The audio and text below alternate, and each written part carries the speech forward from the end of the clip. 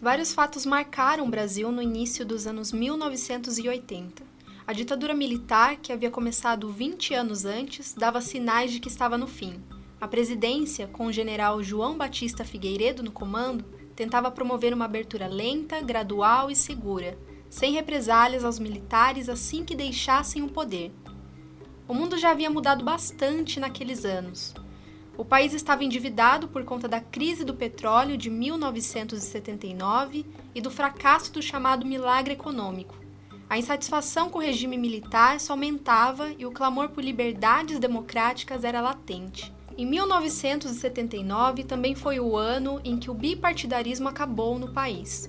O partido do governo, a Aliança Renovadora Nacional, a Arena e a oposição consentida feita pelo Movimento Democrático Brasileiro, o MDB, ganharam novas caras. A Arena se tornou o Partido Democrático Social, PDS, e o MDB virou PMDB, acrescentando apenas a palavra partido no início. A partir daí, dissidentes do PMDB resolveram fundar seus próprios partidos.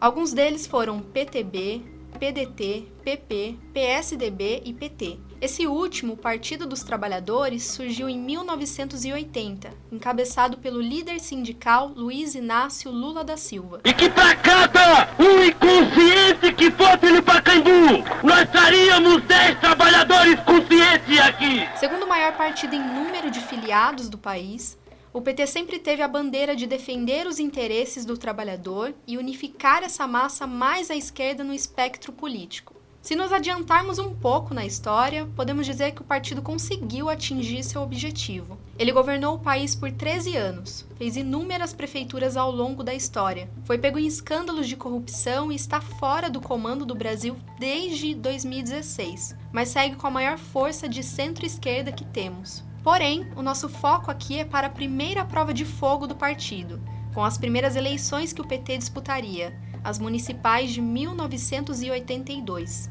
Como estreante, o Partido dos Trabalhadores elegeu 118 vereadores e 2 prefeitos Brasil afora. Uma das vereadoras eleitas, Yara Bernardi, foi a primeira afiliada do partido em Sorocaba. O primeiro mandato de Yara na Câmara Municipal foi marcado pelo enfrentamento às medidas repressivas no Legislativo, ao machismo e também pela participação de protestos que formariam ela como política. Começando por 1984, ano da efervescência política e quase retomada da democracia no país. As passeatas mais famosas foram, sem dúvidas, as Diretas Já, que reuniram políticos de todos os espectros para pedir a volta das eleições presidenciais. No mesmo palanque podíamos encontrar Lula... Liberdade, liberdade! Abre as asas sobre nós e restabelece nesse país as eleições diretas para que o nosso povo... FHC... Mas a luta é possível e nós temos o coração cheio de esperança. Brizola... Melhor para o povo brasileiro, porque não Ulisses Guimarães... eleições diretas já!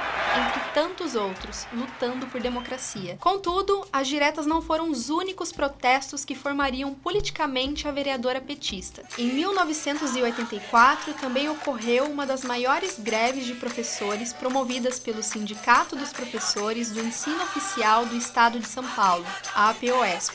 Foi naquele momento que a formação política de Yara Bernardi se concretizou. Sabe o motivo das pessoas estarem aqui na praça hoje? Sei não, filho. Qual é? É a greve dos professores que já está durando 55 dias. Ela sabe alguma coisa sobre a greve? Sei não, filho. Eu sou Carol Fernandes e o segundo episódio de Elas no Poder retrata a vida e a carreira da vereadora do PT, Yara Bernardi. Ela que já foi deputada federal e ajudou a construir a maior parte da legislação em defesa da mulher e da comunidade LGBT+ do país. A bancada feminina é pequena, a representação... Com essa crise somos nós, as mulheres. Nós só podemos agradecer porque vocês continuam construindo a sociedade que Salvadora Lopes fez por lutar. Fui insultada, alijada dos meus direitos de vice-prefeita em exercer plenamente o meu mandato. Gostaria de cumprimentar todas as mulheres aqui presentes, que neste ato estamos inaugurando mais um marco para Sorocaba. Nascida em 2 de junho de 1952, a bióloga e professora Yara Bernardi é filha de Antônio Bernardi e Israelina Machado, família de gaúchos que teve 7 filhos, 5 homens e 2 mulheres. Nas palavras da própria vereadora, nesse ambiente familiar já existia uma certa igualdade de gênero, no qual, por mais que fossem maioria, os filhos homens não mandavam e nem se intrometiam na vida das filhas mulheres. A palavra final de todas as decisões com relação, principalmente às duas meninas, era sempre a minha mãe que dava. Nunca vi meu pai discordar do que minha mãe dizia, estava dito. A minha mãe sempre colocou que gostaria que nós estudássemos, que nós fôssemos trabalhar, que a gente fosse viver a nossa vida antes de pensar em casamento. Então ela seguiu os conselhos da mãe. Na atual Escola Municipal Dr. Getúlio Vargas, Yara fez o curso normal. Esse era o nome dado, na época, para a formação de professores primários, que após 1971 passou a ser chamado de curso de magistério. Mas ela não se sentiu segura o suficiente para dar aulas e, por isso, foi para a cidade de Itu cursar Biologia na Faculdade de Filosofia, Ciências e Letras Nossa Senhora do Patrocínio, o atual CEUNSP. Lá ela ficou por 4 anos até se formar em 1974 e dar início à profissão de educadora. Na época era muito difícil conseguir dar aula em Sorocaba. Isso porque, segundo a vereadora, os salários eram melhores em relação a outros municípios, fazendo com que a disputa fosse grande entre os professores. Por esse motivo, a maioria dos profissionais buscavam oportunidades em cidades da região e até mesmo no litoral de São Paulo. E foi isso que a Yara fez. Suas primeiras experiências como professora foram dando aulas para adultos, no ensino supletivo das cidades de Mairinque e Alumínio. Em Alumínio, especificamente, Yara alfabetizou os trabalhadores da Companhia Brasileira de Alumínio e passou também por São Roque, ficando na região por mais de 2 anos. Foi aí que a oportunidade em Sorocaba apareceu. Durante os anos de 1979 a 1982, ela foi professora na Associação Cultural de Renovação Tecnológica Sorocabana, que atualmente é mantenedora do Centro Universitário Facens. Não demorou muito até que prestasse concurso público para a rede estadual e assumisse como professora efetiva em escolas de Sorocaba e região. Em Votorantim, a Yara deu aula na Escola Estadual Professor Daniel Verano, onde permaneceu por 4 anos até mudar em 1985 para a Escola Estadual Professora Júlia Rios Ataíde, no Jardim São Paulo. Nessa mesma época, aconteciam grandes mobilizações dos professores em todo o país, como mencionei no começo do episódio. E claro que a vereadora estaria lá. Era um tempo de muitas mobilizações, greve dos metalúrgicos, greve da saúde. Era um enfrentamento mesmo à ditadura e às condições de trabalho que foram se degradando. Então, mobilizações, 100 mil professores numa assembleia, no Pacaembu. Nesse momento, a vereadora pega uma foto pendurada na parede de seu gabinete. Governo Maluf, governo repressivo, baixos salários. E aí eu entrei para o sindicato e comecei a participar dessas mobilizações. Porque aí, a partir daí, eu comecei a entrar em outros movimentos. Uma coisa chamava a outra. Então, pessoas que participavam, por exemplo, do Comitê Brasileiro pela Anistia em Sorocaba. Como a própria petista disse, uma coisa chamava a outra e não demorou muito até que ela começasse a fazer parte de outros movimentos. Um deles foi o Comitê Brasileiro pela Anistia, em que ela foi coordenadora regional. O CBA foi formado a partir de 1978 em vários estados do país, com o objetivo de coordenar os esforços em prol do movimento pela anistia das pessoas que foram atingidas pelos atos praticados pelo regime militar. Faziam parte do comitê advogados, amigos e parentes de presos políticos. Em Sorocaba, uma das famílias participantes era a de Alexandre Vanucchi Leme, líder estudantil torturado e morto por agentes do DOI-CODE, em São Paulo. Na época, a família Vanucchi Leme buscava o corpo e o esclarecimento sobre sua morte. Para mim até chocante, porque a gente não tinha muita informação do que acontecia de fato na ditadura. E com aqueles depoimentos de famílias de presos políticos, desaparecidos políticos, de políticos que foram caçados, eu fui tomando, assim, um susto, uma aula, uma aprendizagem sobre o que era de fato a ditadura militar no Brasil. Porque na minha faculdade, quando eu fiz faculdade, não tinha movimento estudantil. Quando eu fiz o curso normal, também não, que é um momento de aprendizado, é o movimento estudantil. E esse aprendizado político foram com esses movimentos. A Lei da Anistia foi sancionada em agosto de 1979 por João Batista Figueiredo. Por ele pode os brasileiros ver que a minha mão, sempre estendida em conciliação, não está vazia. Nunca esteve. Espero ver os anistiados reintegrados na vida nacional. E que isto feito, Tá aí um trecho do discurso do presidente Figueiredo. O problema da lei da anistia foram as contrapartidas feitas pelos militares.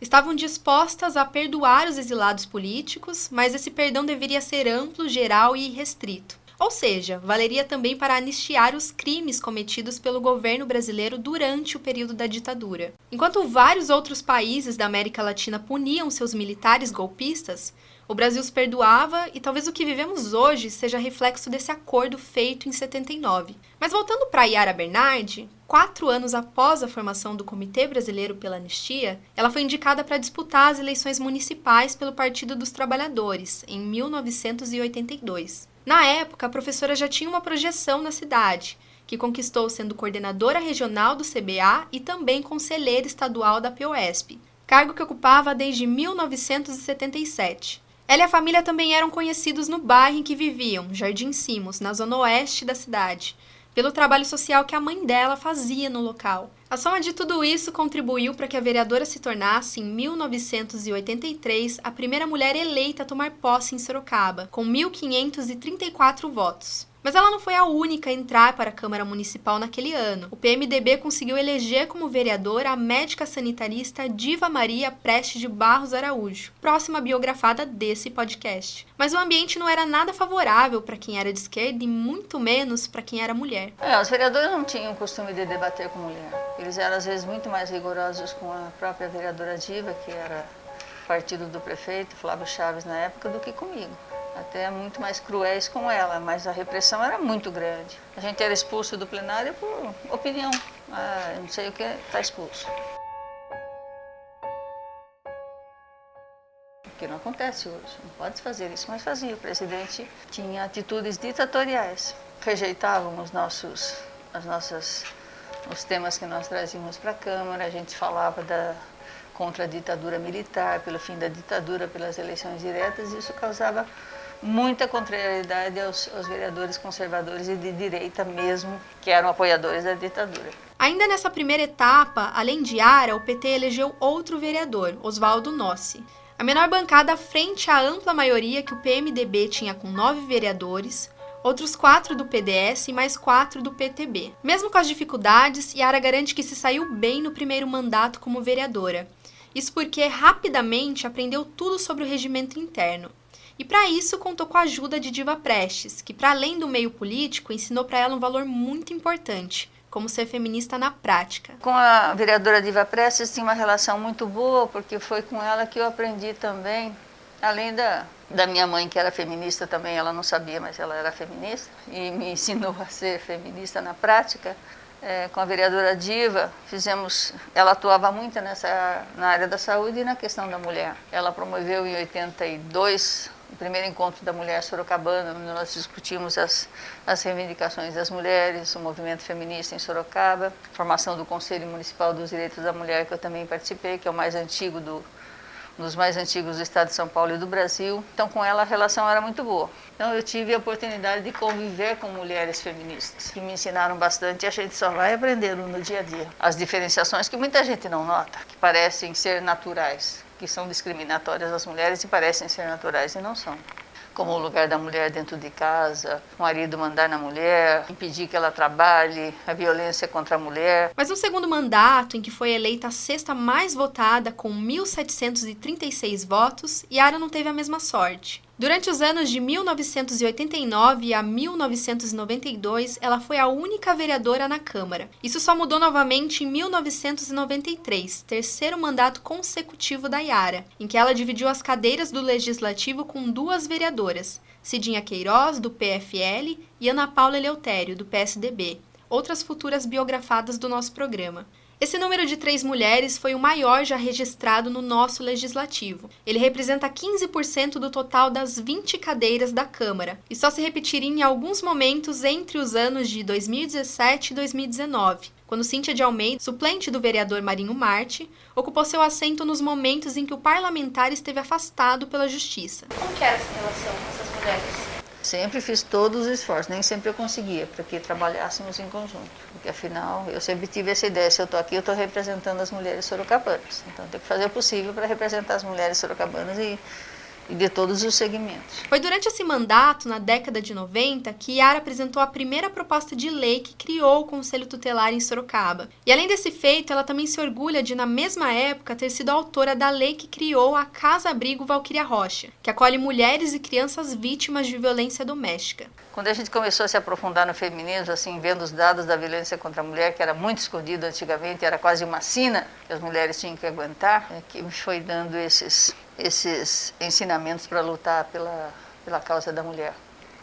Na minha luta política, a causa da mulher, do feminismo, sempre foi prioridade. Quando eu foi o último ano que nós conseguimos aprovar, que eu deixei de ser vereadora, deixamos esse projeto depois para criar a Casa Abrigo, que era uma discussão que estava havendo no Brasil e no estado de São Paulo.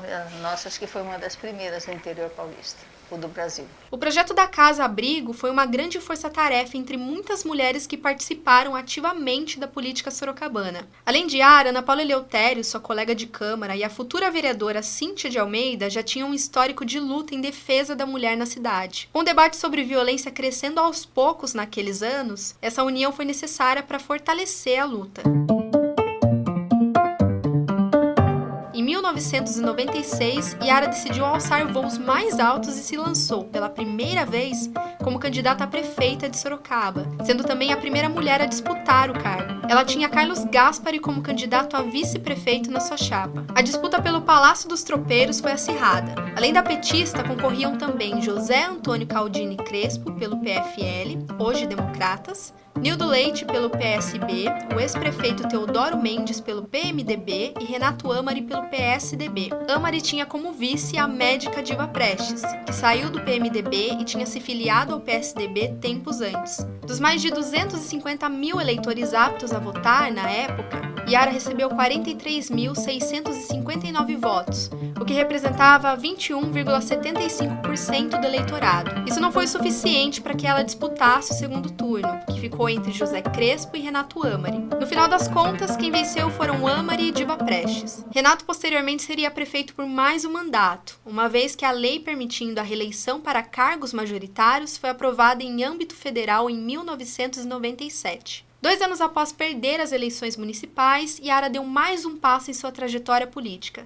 Se candidatou para o cargo de deputada federal. Sou Yara, autora de leis que defendem a educação e as mulheres. Para estar mais perto de você, Yara 13010. E dessa vez ela foi muito bem eleita, com 51.218 votos. Desses, 34.663 votos eram só de Sorocaba. Isso fez dela, em 1998, a segunda candidata mais votada da cidade. Esse resultado positivo se repetiu também em 2002, quando Yara disputou novamente o cargo de deputada federal. Dessa vez, os votos triplicaram e ela foi eleita com 166.138 votos, sendo 88.535 votos só de eleitores sorocabanos. Com isso, bateu um recorde e se tornou, na época, a mulher mais votada da história de Sorocaba. Na mesma eleição, a deputada também bateu outro recorde. Foi a segunda mulher mais votada do estado de São Paulo, ficando atrás apenas de Luísa Erundina. É importante a gente lembrar que 2002 foi um ano muito importante não só para Yara, mas para todos os filiados ao Partido dos Trabalhadores. Naquele ano, o então candidato Luiz Inácio Lula da Silva venceu as eleições presidenciais, derrotando José Serra, do PSDB, no segundo turno, encerrando 8 anos de governos tucanos à frente do país. Hoje é o dia do reencontro do Brasil consigo mesmo. Ele disputou 4 vezes a eleição para presidente. Então nós discutimos a cada eleição quais seriam os projetos para o país, porque um partido político tem que ter projeto para o país. Hoje você tem 55 partidos que eu nem conheço o que eles defendem nem o que eles têm. Mas o PT tinha projeto. Quando o presidente Lula entrou, nós tínhamos um projeto para o país. Por exemplo, essa foto está aqui, aquele ali. Uma foto de um grupo de especialistas que discutiu, por exemplo, o que nós faríamos com relação à falta de moradia e saneamento no Brasil para os brasileiros. Nós demos o nome de Projeto Moradia. Depois se transformou no programa Minha Casa Minha Vida. Eu participei 1 ano e quase 2 anos de discussão. Como seria, ganhando as eleições, o que a gente implantaria para dar casa aos brasileiros, água e saneamento, água tratada e saneamento. Yara ficou por 8 anos seguidos como deputada federal em Brasília. Durante esse período, foi autora de projetos de leis e participou de comissões que marcaram a sua trajetória, e também a do Brasil. Uma das participações foi como relatora do Fundeb, o Fundo de Manutenção e Desenvolvimento da Educação Básica, criado em janeiro de 2007. Quando o presidente Lula assumiu, nós tínhamos a proposta de um fundo que financiasse a educação brasileira. Isso baseado lá já nos ensinamentos de Arísio Teixeira da década de 30, que dizia que o Brasil tinha que ter um fundo para financiar a educação para todos, e não só para quem pudesse estudar. Ou quando tivesse um recurso numa prefeitura, oferecesse vagas. E antes do Fundeb era assim. Prefeituras que não tinham recursos, que eram pobres, não tinham escolas. E as crianças e os adultos, milhões de brasileiros analfabetos por causa dessa situação. Então, nós implantamos o Fundeb. Né? Quando o Lula entrou por um programa que a gente tinha escrito e eu participei também nessa formação. O Fundeb é responsável por dar toda a sustentação à educação básica do país. O projeto aprovado em 2007 foi um marco histórico. Diversas cidades, principalmente as pequenas, pagam salários de professores e investem na educação de seus municípios por conta do Fundeb. Sorocaba mesmo, em setembro de 2020, data mais atualizada encontrada no portal da transparência da prefeitura, recebeu mais de 22 milhões de reais do Fundeb. O fundo teve validade até 2020.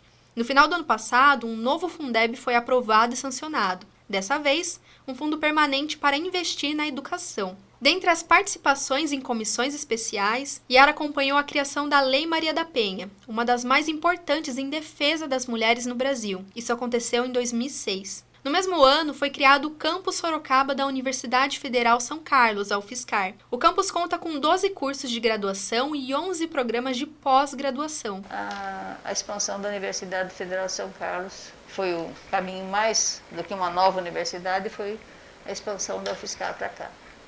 Então, tenho muito orgulho de ter uma universidade dessa qualidade aqui, como luta nossa. Com mais de 3 mil estudantes e que agora precisaria, inclusive, se expandir, né? Criar mais. Mas Yara relembra que a implantação de uma universidade pública na cidade não foi tão fácil e nem tão bem recebida como imaginava. Toda a tradição de Sorocaba foi contra o ensino superior público. Nós perdemos a Unesp. A UFSCar em São Carlos, na época, ela era uma universidade, o governo federal queria montar uma universidade pública federal no interior, nós perdemos para lá.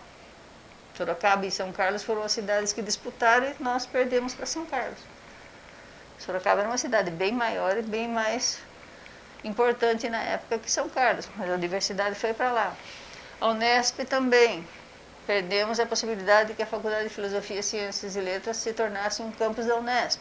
Sorocaba recusou. Sorocaba, para ter um ginásio, tem uma história aí fantástica de impedimento do verguerismo, que era um grupo político de Sorocaba que impedia a implantação de um ginásio. Uma mentalidade que dizia: uma cidade de trabalhadores não precisa de ginásio, uma cidade de trabalhadores não precisa de universidade. Então, tem história na nossa cidade de travas que foram colocadas ao avanço da educação aqui. E para a UFSCar também, muita rejeição para que a gente pudesse trazer uma universidade federal para cá. Se eu vencer, eu viajei como deputada, visitei todas as cidades da região, conversando em todas as câmaras municipais, com todas as prefeituras, explicando o que era uma universidade pública, que as pessoas nem tinham ideia. O que é uma universidade federal? O que é isso? Não tinham ideia. Tal era a nossa falta de tradição nesse debate. Mas aí nós conseguimos trazer e ganhar uma expansão da UFSCar aqui.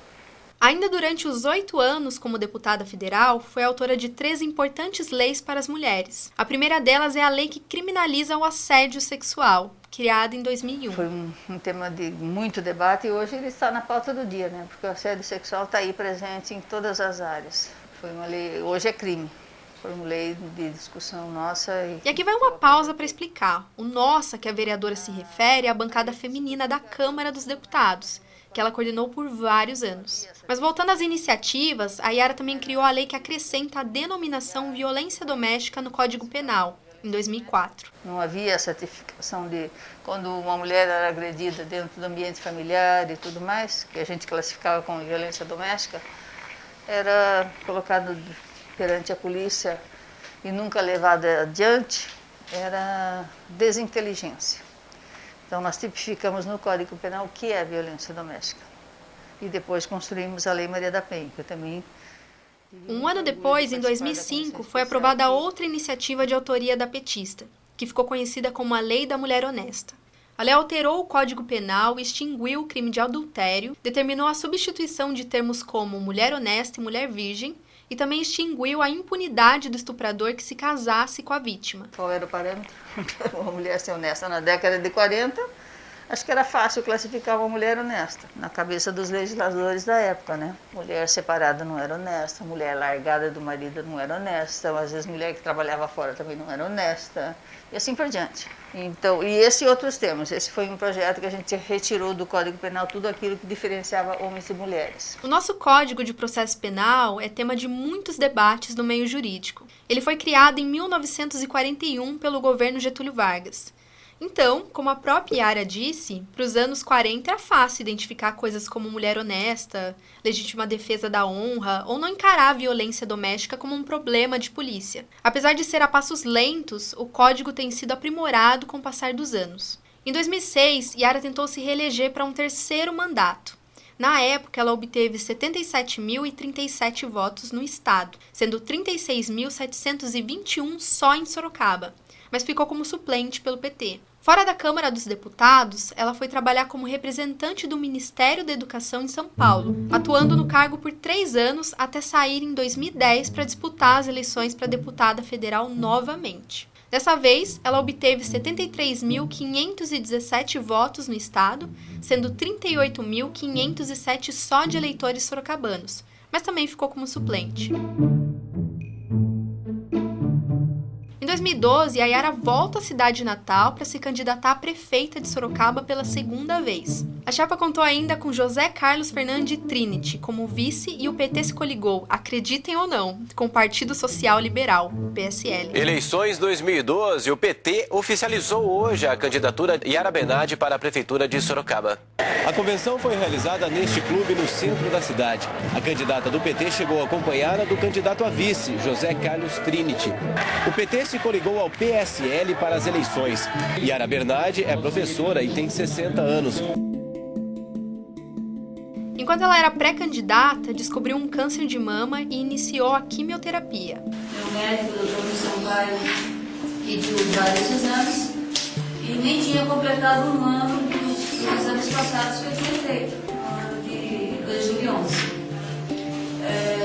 Isso aconteceu nesses últimos, esse mês de maio agora, desde que eu fiz os exames todos preventivos, mamografia, foi aí que se detectou um nódulo que foi depois uma bateria de exames foi detectado como sendo maligno.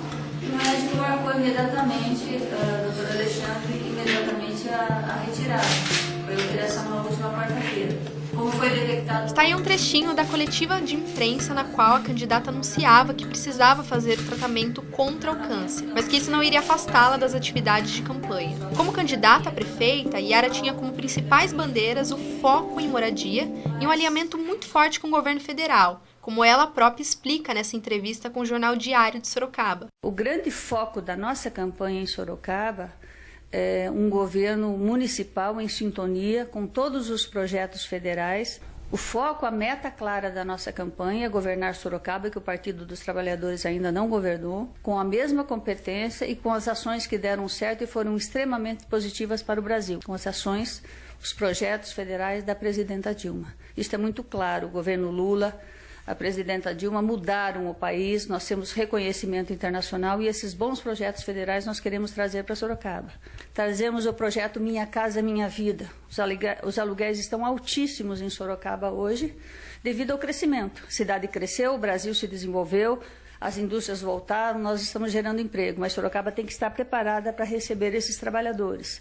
Nesse pleito, disputaram o ex-deputado federal e ex-prefeito Antônio Carlos Panunzio, pelo PSDB, o qual tinha a médica e futura biografada do podcast, Edith Di Giorgi, como vice. e também o ex-deputado e ex-prefeito Renato Amari, dessa vez pelo PMDB, e o ex-vereador e, na época, deputado estadual Raul Marcelo, do PSOL. Chegou a hora da gente avançar, não parar no tempo e melhorar. Sorocaba merece conhecer o novo, juntando a gente, reunindo o povo, descobrindo a força de uma mulher, a dedicação guerreira de quem sabe o que quer. Com Yara a gente pode mais. Apesar do PT surfar uma maré muito boa naqueles anos, com Dilma Rousseff muito bem avaliada e com Yara recebendo o apoio de diversas figuras importantes do partido, como o então senador Eduardo Suplicy. E por todas estas razões, eu quero muito recomendar a todos vocês de Sorocaba que votem na Yara Bernardi para prefeita de Sorocaba. Do ministro da Justiça, José Eduardo Cardoso. Aí em Sorocaba, vote Yara Bernardi. Da ministra da Casa Civil, Gleice Hoffmann. Por isso a minha candidata em Sorocaba é a Yara Bernardi. E da ministra da Secretaria de Políticas para Mulheres, Eleonora Menicucci. Vote em Yara Bernardi. Vote 13. Isso não foi o suficiente para a candidata do PT chegar lá. Ela recebeu apenas 34.288 votos, ficando na 4ª posição. O segundo turno foi disputado entre Antônio Carlos Panunzio e Renato Amari. Diante desse cenário, a petista apoiou Amari, que perdeu a eleição para Panunzio. Um ano após as eleições municipais, Yara volta a Brasília para assumir como deputada federal. Ela tomou posse no lugar de Gilmar Tato, que deixou o mandato para assumir uma secretaria na administração do prefeito Fernando Haddad, em São Paulo. Em entrevista ao Diário de Sorocaba, na época do retorno à esfera federal, ela comenta o seguinte: tive muito orgulho de trabalhar num governo humanista e realmente democrático, como era na administração do Lula. Agora estarei junto com os meus colegas da Câmara e com a presidenta Dilma Rousseff para trabalhar em prol de Sorocaba e região. Durante o ano de 2013, Yara criou 2 outras iniciativas que marcaram sua trajetória. A primeira delas foi o Prêmio Nelson Mandela de Ensino de História da África e das Relações Étnico-Raciais. O prêmio tem o objetivo de destacar trabalhos ou ações de pessoas físicas ou jurídicas no ensino da história da África, das relações étnico-raciais e na defesa e promoção da igualdade racial. A iniciativa foi tão bem vista que aqui em Sorocaba, o vereador do PT, Isídio de Brito, apresentou o mesmo projeto com foco no município e foi aprovado. O segundo marco desse retorno de Yara ao Congresso Nacional é muito conhecido e você provavelmente já ouviu a propaganda de TV dele por aí.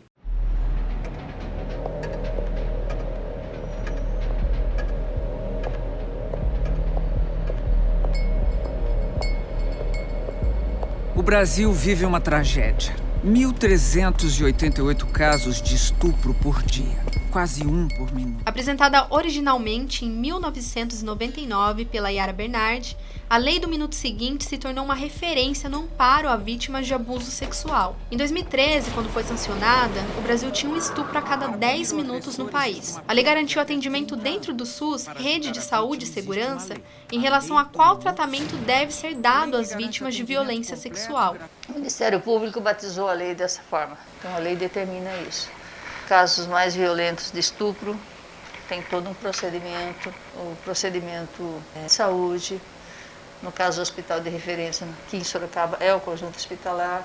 Lá é fornecido o coquetel para que a vítima não tenha possibilidade de ter sido contaminada com doenças sexualmente transmissíveis. A pílula do dia seguinte é oferecida para a mulher. Em 2014, ela assumiu em definitivo uma vaga na Câmara dos Deputados. A cadeira deixada por João Paulo Cunha, condenado no escândalo do Mensalão. No mesmo ano, a vereadora participou da comissão especial que discutiu e aprovou o Plano Nacional de Educação, que determina metas, estratégias e diretrizes para a política educacional do país até 2024. Ainda em 2014, a Yara foi candidata a deputada estadual pela primeira vez. Nesse ano eu tomei uma decisão muito importante. Após 3 mandatos como deputada federal, resolvi concorrer a uma vaga na Assembleia Legislativa de São Paulo como deputada estadual. Na época, ela recebeu 36.729 votos. Não conseguiu se eleger e ficou como suplente.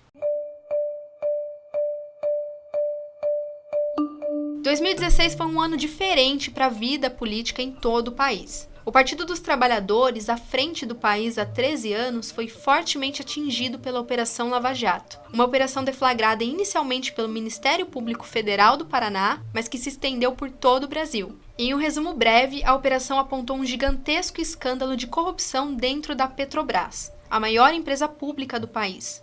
Como o país estava sendo governado por Dilma Rousseff, e era não só ela, mas o PT como um todo ao longo dos anos, os responsáveis por indicar diretores e presidentes da estatal, foi inevitável o estrago à imagem do partido. A operação insuflou manifestações populares pelo impeachment da presidente. O pedido foi aberto em dezembro de 2015 pelo então presidente da Câmara dos Deputados, Eduardo Cunha, do PMDB. Claro abertas as inscrições sobre a denúncia contra a senhora Presidente da República por crimes de responsabilidade. A acusação era de que Dilma tinha cometido crimes de responsabilidade ao pegar dinheiro a mais de bancos públicos para bancar programas sociais e maquiar esse desfalque, dizendo que as contas estavam em ordem. Essa retirada de dinheiro precisava de aprovação do Congresso, o que não aconteceu. A prática é conhecida como pedalada fiscal. O processo de impeachment foi aberto em abril de 2016 e concluído em agosto daquele ano. Michel Temer assumiu definitivamente a presidência e tudo isso foi o início de uma série de derrotas que o PT sofreria dali em diante. O Brasil todo foi marcado pelo antipetismo. Nas eleições municipais daquele ano, o partido perdeu mais da metade das prefeituras que tinha. Eram 630 em 2012 e caíram para 256 em 2016. A derrota mais simbólica foi a de Fernando Haddad, ex-ministro da Educação dos governos Lula e Dilma, que havia vencido a disputa pela Prefeitura de São Paulo e perdeu em 2016 para o tucano João Dória em primeiro turno. Pela primeira vez, um candidato venceu a disputa em primeiro turno. João Dória, do PSDB, teve 53% dos votos. Dória hoje é governador do estado de São Paulo. Todo esse caos e banhos frios que o partido vinha tendo não impediu que Yara voltasse a disputar mais uma eleição. De volta a Sorocaba, a professora concorre mais uma vez a uma cadeira na Câmara Municipal. Sorocaba teve 377 candidatos a vereadores e 5 candidatos a prefeito. O PT lançou candidato próprio, Glauber Piva, que ficou em último na disputa. Por outro lado, na Câmara, Yara foi eleita para o seu 4º mandato como vereadora, com 4.364 votos. Além dela, Fernanda Garcia, estreante na vida pública, também foi eleita vereadora pelo PSOL. Olá,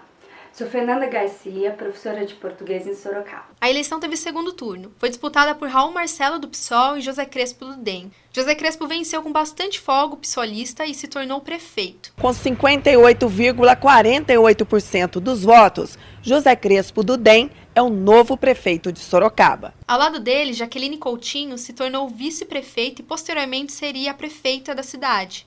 Mas eu já estou me adiantando na história. Voltando para a Yara, pergunto o que fez ela querer voltar à Câmara Municipal novamente. Olha, eu não queria estar presente no Congresso Nacional hoje, né? Acho que eu não votei para o Congresso Nacional pelo antipetismo mesmo, sabe? Porque as pessoas não têm críticas ao meu trabalho, não dizem que eu não trabalhei, que eu não fiz a luta correta. O antipetismo foi com que fez com que eu não me reelegesse deputada. Mas aqui em Sorocaba eu achei que eu podia contribuir. Essa experiência você não joga fora. Espero estar contribuindo aqui na Câmara Municipal, para a política municipal, para o futuro da cidade onde eu nasci. Que eu posso contribuir com a cidade de Sorocaba. Achei que tinha muito a contribuir ainda. Tem gente que quer que eu vá para casa, que eu aposente, que eu vá lavar roupa e todas essas barbaridades que eu escuto na internet. Mas eu acho que eu tenho muito a contribuir aqui ainda. E ela tem, de fato.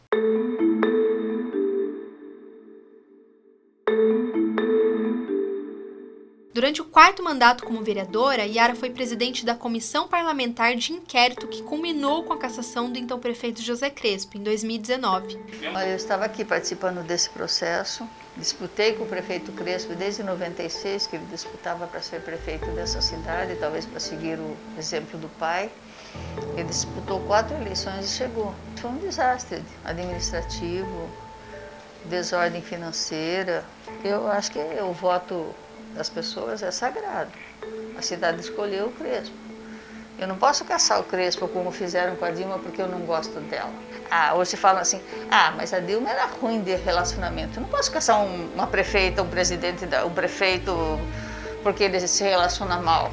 É eleito, isso é sagrado. O prefeito Crespo foi cassado por problemas de corrupção, erros administrativos, desobediência à legislação, tudo isso. Ele tinha motivos. Não votei isso com tranquilidade de caçar um prefeito eleito.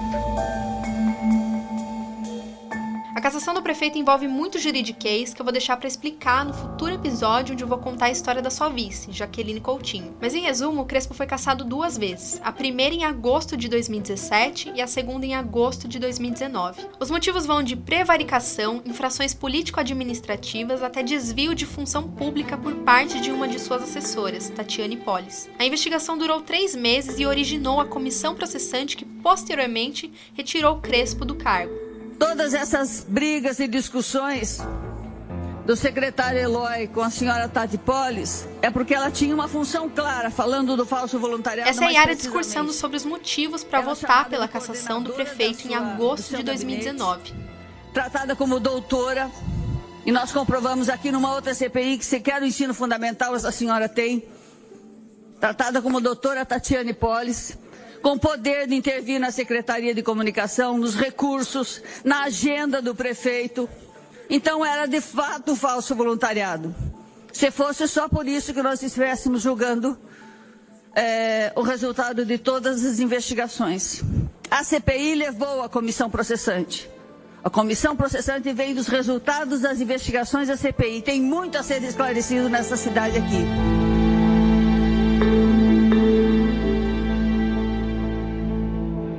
No mesmo ano, Yara foi surpreendida ao ter a própria luta contra a LGBTfobia reconhecida pelo Supremo Tribunal Federal. Em 13 de junho de 2019, o STF decidiu permitir a criminalização da homofobia e da transfobia, usando como base um projeto de lei de 2001 criado por ela. A homofobia me tomou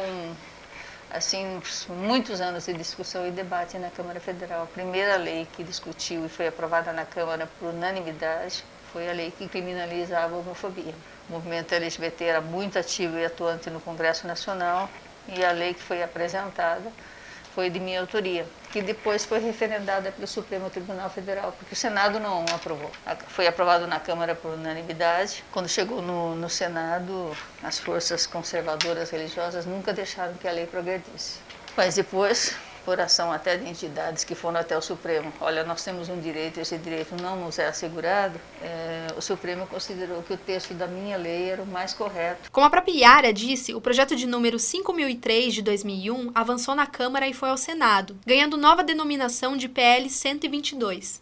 Ele foi apreciado em 2006 e não avançou na Casa. Seu objetivo era alterar a lei de racismo e pedir a inclusão no texto a discriminação por gênero, sexo, orientação sexual e identidade de gênero. Mas após 2 legislaturas seguidas sem ser votado, foi automaticamente arquivado pelos senadores. Foram 17 anos parados e muito lobby para que a proposta não avançasse. Destaco aqui algumas das pessoas que lutaram contra essa aprovação. Qual a sua opinião sobre a importância de ter uma lei que criminaliza esse tipo de comportamento discriminatório? Eu acho que tem que ter uma lei para criminalizar carecofobia, flamengofobia, corintianofobia, magrelofobia, peitudo cair da fotofobia também, etc. Não é porque o elemento faz sexo com o seu órgão excretor que ele vai ter uma lei específica para ele. Essa voz você deve conhecer. É o então deputado federal Jair Bolsonaro, uma figura abjeta dentro da Câmara, conhecida por seus posicionamentos extremistas falando contra a proposta. E dá um azar que esse cara ser homossexual, ele vai numa delegacia, registra uma queixa, eu vou ter que provar que não sabia que ele era homossexual, senão você... Como sabemos, Bolsonaro hoje é presidente da República. Se elegeu muito na bandeira do conservadorismo e contra bandeiras que defendem minorias. Outro momento nessa trajetória é que a própria Yara foi até o programa do Ratinho no SBT, debater com o pastor Silas Malafaia. Esse projeto de lei da deputada Yara Bernardi já está aprovado na Câmara dos Deputados, pode ser aprovado no Senado. Muita gente de religião, de algumas religiões, não concorda com alguma coisa na lei e a gente vai chamar para debater aqui, para conversar sobre isso, não é bem um debate, mas é uma conversa, o pastor Silas Malafaia. Outra personalidade conhecida por também lutar contra qualquer pauta progressista que envolva a comunidade LGBT. Essa lei criminaliza a opinião. Ela criminaliza a opinião. Se você vê no teor dela e outra, eu estava ouvindo O bate-papo segue no nível que qualquer debate com o pastor Malafaia com ele tentando ganhar no grito. O programa agita a plateia contra a Yara e reagindo fervorosamente com as falas de Silas. Pastor, você pode, momentinho, essa lei deixa eu terminar. Não foi aprovada em segredo. Deixa eu terminar aqui. Foi aprovada por unanimidade. No final das contas, duvido muito que alguém ali tenha saído com uma opinião diferente a respeito do projeto de lei. Hoje nós estamos debatendo no Congresso, talvez seja por isso que você tocou no assunto, a lei da homofobia. Esse aí é o bispo da Igreja Universal do Reino de Deus, ex-senador e ex-prefeito do Rio de Janeiro, Marcelo Crivella. Ele está no extinto programa do Jô da Rede Globo falando sobre a tramitação do PL no Senado Federal. Criticar o homossexualismo em crime de opinião. Eu não concordo. Eu acho que a gente deve respeitar o homossexual, sou contra a violência,